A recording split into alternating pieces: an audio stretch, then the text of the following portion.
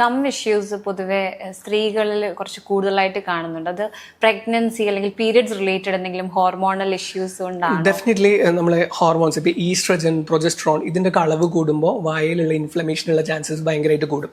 ഇൻഫ്ലമേഷനുള്ള chances കൂടുക എന്ന് പറഞ്ഞു കഴിഞ്ഞാൽ നമ്മുടെ വായിൽ ഡെഫിനറ്റ്ലി ഇത്തിരി അഴുക്കിരിക്കും. ഒരിക്കലും നമുക്കൊരു 100% അഴുക്ക് ഫ്രീ സ്ഥലമാക്കാൻ പറ്റില്ല ഓറൽ കാവിറ്റി. കാരണം നമ്മൾ ബ്രഷ് ചെയ്യുന്ന കണ്ടുകൊണ്ടല്ല, നമ്മുടെ പല്ലിൻ്റെ ഓരോ ഭാഗം കണ്ടുകൊണ്ടാണോ നമ്മൾ ക്ലീൻ ചെയ്യുന്നത്? അല്ല, നമ്മളൊരു റൂം കണ്ണടച്ച് മോപ്പ് ചെയ്യുന്ന പോലെ നമ്മൾ കണ്ണടച്ചൊരു 2 മിനിറ്റ് ബ്രഷ് ചെയ്യുകയാണ്. അപ്പോൾ ഡെഫിനറ്റ്ലി ഇത്തിരി അഴുക്കുകളിരിക്കും. ബട്ട് ഈസ്ട്രജൻ്റെ അളവൊക്കെ കൂടുമ്പോൾ, എസ്പെഷ്യലി ഈ പ്രഗ്നൻസി ടൈമിലൊക്കെ ഈസ്ട്രജൻ്റെ അളവ് കൂടുമ്പോൾ ഇത്തിരി അഴുക്കിരുന്നാൽ തന്നെ മോണ പെട്ടെന്ന് പഴുക്കും.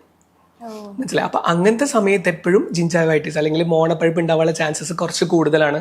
ആ സമയത്ത് ഡെഫിനറ്റ്ലി ഒരു കുറച്ചും കൂടിയും ബെറ്റർ ആയിട്ട് ഒരു ഓറൽ കെയർ ചെയ്യുകയാണെങ്കിൽ ഡെഫിനറ്റ്ലി അത് നല്ലതായിരിക്കും.